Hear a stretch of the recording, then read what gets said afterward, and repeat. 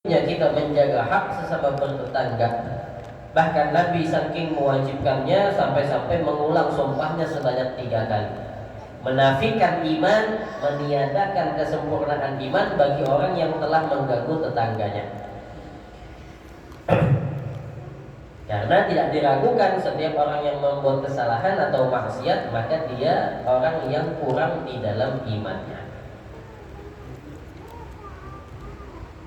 Sebagaimana disebutkan di dalam hadis yang lain, man kana yu'minu billahi wal yaumil akhir fala yu'zi jarahu. Ujar Nabi, barang siapa yang mengaku beriman kepada Allah dan juga hari akhirat, artinya ia beriman bahwa nanti akan dibangkitkan oleh Allah dan akan diminta pertanggungjawaban di hari kiamat, fala yu'zi jarahu, maka di antara tanda-tanda keimanannya yang benar adalah dia tidak akan berani mengganggu tetangganya. Nah, itu tanda orang beriman, tidak berani mengganggu tetangganya. Wa man kana yu'minu billahi wal yaumil akhir, dan siapa orang yang beriman kepada Allah dan hari akhirat juga, falyukrim dhaifahu, maka hendaklah inya, ujar Nabi, memuliakan akan tamu yang datang bertamu ke rumahnya. Ini beda lagi. Tadi tetangga, ini sekarang tamu pula. Tamu itu termasuk hak yang wajib kita penuhi. Siapa orang yang beriman maka hendaklah memuliakan tamu, karena tamu ini adalah utusan Allah.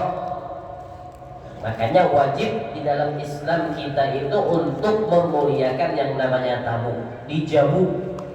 Jangan sampai tamu datang ke rumah kita itu pulang keluar dari rumah kita dalam keadaan kecewa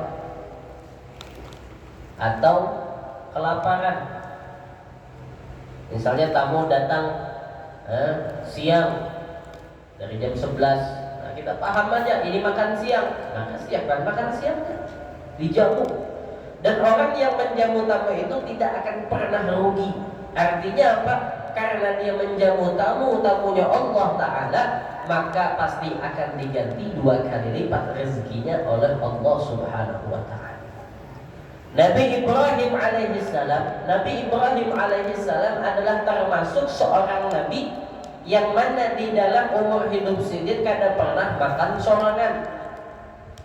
Nabi Ibrahim itu bila makan pasti berkawan, dan apabila tidak ada teman di rumah, beliau pasti mencari di pinggir jalan, dicari makan kada sorangan, pasti ketujuh memberi makan kepada orang, artinya menjamu orang.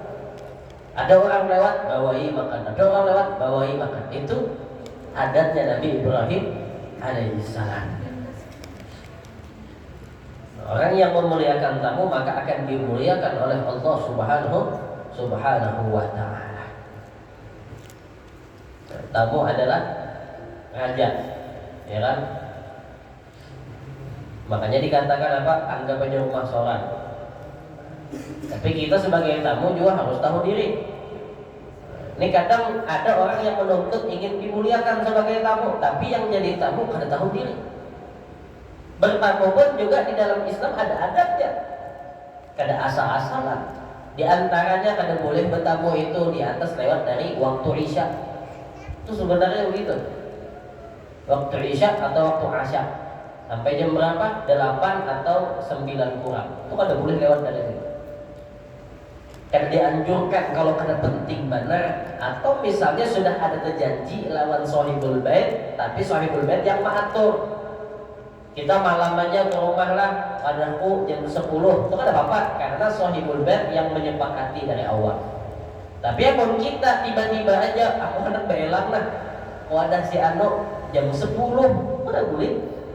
Bukan adat bertamu di jam segitu. Siapa tahu yang kita datang ini orangnya hendak istirahat, keuyuhan sudah seharian. Atau siapa tahu hendak malam Jumat misalnya, siap dah orang seorang datang, kayak apa? Sakit hati orang, gagal. Apalagi macam-macam Jadi bertamu pun juga harus tahu diri, artinya ada adabnya. Dilihat sikon dan situasi. Kalau bisa bertamu itu jangan di waktu-waktu orang makan. Itu termasuk adab juga. Kita tahu bila siang, orang biasa makan siang jam 1, jam 12. Jangan bertamu jam segitu. Ini yang kita bertamu seorang. Lain namun kita terjanji, artinya ulun hendak wadah pian. Kayak kira-kira apabila pian kawa, lalu jar tuan rumah jam seini, itu kan ada jadi masalah. Jangankan jam 12, jam 1 malam gak apa-apa, namun inya yang ACC. Ini yang kita seorang mendadak hendak berelang, hendak silaturahmi. Dan itu harus tahu jamnya. Jangan ketika orang hendak makan kayak pagi sarapan atau makan siang atau isya, imbah isya biasa orang makan malam. Ini kadang menahu benar. Bila orang hendak makan siang datang tamu nyambung silaturahminya. Nah, demi memperkuat silaturahmi, adakah 100 tahu benar gitulah. Hendak mengunting nyamannya. Ini tamu yang kada tahu diri. Kemudian jadi tamu juga harus beradab apa? Menjaga pandangan di dalam rumah kita bertamu. Nah, tidak masuk ke tempat sembarangan sebelum berizin. Itu ada diatur oleh agama Islam. Cuma kadang tuan rumah itu saking kada nyaman ya lawan kita, makanya disambat jangan sopan, anggap aja rumah seorang. Nah, jangan mentang-mentang anggap rumah seorang seberataan dibantas. Ini namanya galil adab. Intinya kayak apa aja tamu yang kita hadapi, kita wajib memuliakan inya.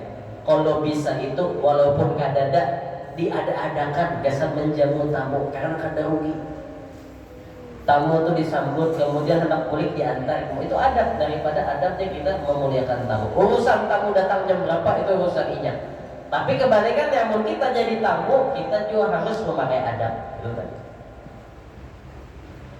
Kemudian lagi wa man kana yu'minu billahi wal yawmil akhir, dan siapa orang yang beriman kepada Allah dan hari akhirat. Yang ketiga adalah falyaqul khairan aw liyasmut, maka hendaklah orang tersebut berkata dengan kata-kata dan ucapan yang baik.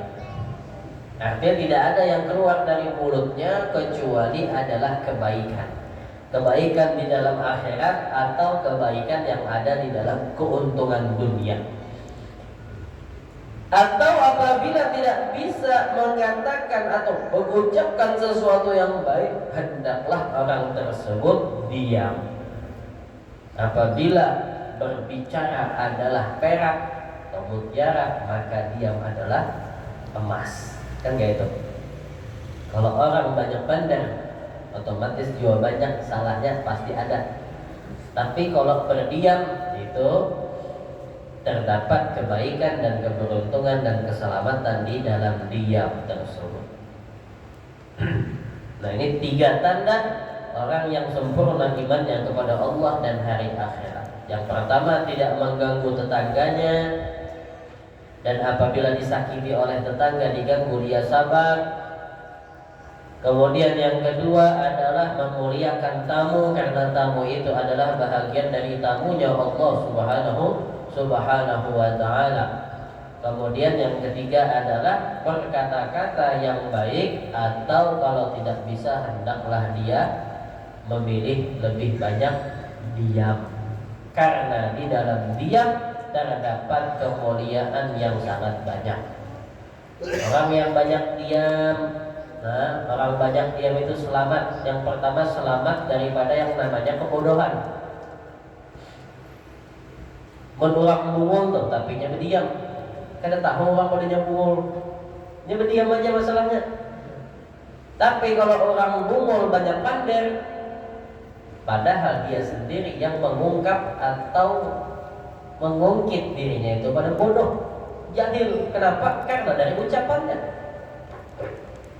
Kemudian lagi orang yang diam juga selamat dari gangguan. Mana ada orang berdiam dibunuh, mana ada orang berdiam dilempar, mana ada orang berdiam dipukuli. Orang salah kenapa dipukuli? Yang dipukuli itu banyak untung. Bayangkan untung, orang bunuh orang. Apalagi orang yang diam itu mulia. Kenapa mulia? Karena ada wibawa di dalam dirinya dengan diam itu. Makanya orang yang banyak pendek lawannya pendiam. Orang lebih takutan lawan yang pendiam daripada yang pendek. Nah, kan? Diamnya orang itu, marahnya orang diam itu lebih ganas, lebih mengerikan dibanding marahnya orang yang banyak pendek. Ini banyak pendek itu bila saya kesahnya aja. Anu bunuh hikam, anu ini awas saja. Kayaknya udah tamu yang ada ianya juga, inggih pun kayak itu juga. Tapi banyak pendek itu kayak itu, pengencet. Kesahnya aja, nyaring bunyinya. Tapi pas sudah, tapi orang pendiam hati-hati. Diam aja, jadi buat marah. Marahnya orang diam itu lebih berbahaya daripada marahnya orang yang banyak ngomong. Diam-diam hanyut sidik bisa nyucuk. Bisa membunuh kalinya. Nah itu beberapa hadis yang menjelaskan tentang hak bertetangga. Terakhir, nah ini yang masalah tadi. Kita kan punya tetangga 20-20-20. Di dalam hadis dijelaskan oleh Nabi apa? Suatu ketika Siti Aisyah mengadu kepada Nabi Muhammad, "Ya Rasulullah, wahai Rasulullah, inna li jaraini." Ulun berisi dua tetangga. Ulun ada dua tetangga, artinya di rumah ini ada dua orang yang lebih parah. Fa'ila ayyuhuma uhdi, maka kepada siapakah aku memberikan? Yang hadiah pertama itu arti memberikan kebaikan kepada siapa di antara dua ini? Lalu ujar Nabi, ila aqrabihima minka baban, kepada orang yang lebih dekat pintu rumahnya dengan rumahmu. Nah itu yang paling berhak mendapatkan hadiah atau pemberian dari kita. Itu berdasarkan hadis yang diriwayatkan oleh Siti Aisyah radhiyallahu taala anha. Itu semua. Artinya apa? Qaidahnya al-aqrabuna aula bil ma'ruf. Setiap orang yang dekat itu lebih utama untuk mendapatkan kebaikan. Baik itu tetangga kita, habis itu siapa lagi? Baik itu keluarga kita. Makanya kan di hadis yang sebelumnya dikatakan apa? Orang yang berinfak di jalan Allah, infak di mana lagi? Memerdekakan budak, infak kepada anak yatim. Kemudian infak kepada keluarga, istri, bini, atau kuitan. Maka siapa yang paling baik dan paling afdol infaknya? Yaitu adalah infak kepada keluarga. Kenapa? Karena orang terdekat itu lebih utama mendapatkan kebaikan kita. Baru kita berbicara tentang orang yang jauh. Kalau kita belum sempurna dengan yang di sekitar kita, maka jangan dulu melewati ke tempat yang lebih jauh. Gak kira-kira ketujuh kan misalnya, jangan. Justru dengan perbuatan baik itu rasa kadang ketujuh bisa hilang, berubah menjadi sayang, berubah menjadi cinta. Yang asalnya tetangga menyangka kita macam-macam, itu kayaknya anu tuh yang di sebelah tuh. Dengan perbuatan baik kita dapat menghilangkan sifat suudzon, buruk sangka yang selama ini ada terpendam di dalam hatinya terhadap kita. Mudah-mudahan Allah Subhanahu wa taala senantiasa menyempurnakan akan keimanan kita kepada Allah dan hari akhirat. Dan mudah-mudahan kita semua menjadi orang yang dapat memenuhi segala hak-hak tetangga kita, hak bersaudara, dan juga segala hak makhluknya Allah Ta'ala. Amin ya rabbal alamin. Ala hadhihi niyyah wa kulliyatin salihah ila hadratin Nabi Muhammad sallallahu alaihi wasallam. Bismillahil Fatihah. A'udzu billahi minasyaitonir rajim. Bismillahirrahmanirrahim. Alhamdulillahi rabbil alamin. Arrahmanir rahim. Maliki yaumiddin. إياك نعبد وإياك نستعين اهدنا الصراط المستقيم صراط الذين أنعمت عليهم غير المغضوب عليهم ولا الضالين واعف عنا يا كريم واعف عنا يا أرحم الراحمين اللهم إنا نسألك فهم النبي وحفظ المرسلين وإلهام الملائكة المقربين سبحانك وبحمدك نشهد أن لا إله إلا أنت نستغفرك ونتوب إليك صلى الله على سيدنا محمد وعلى آله وصحبه وسلم والحمد لله رب العالمين. Kurang lebihnya walaupun dan ridha. Wassalamualaikum warahmatullahi wabarakatuh. Waalaikumsalam warahmatullahi wabarakatuh.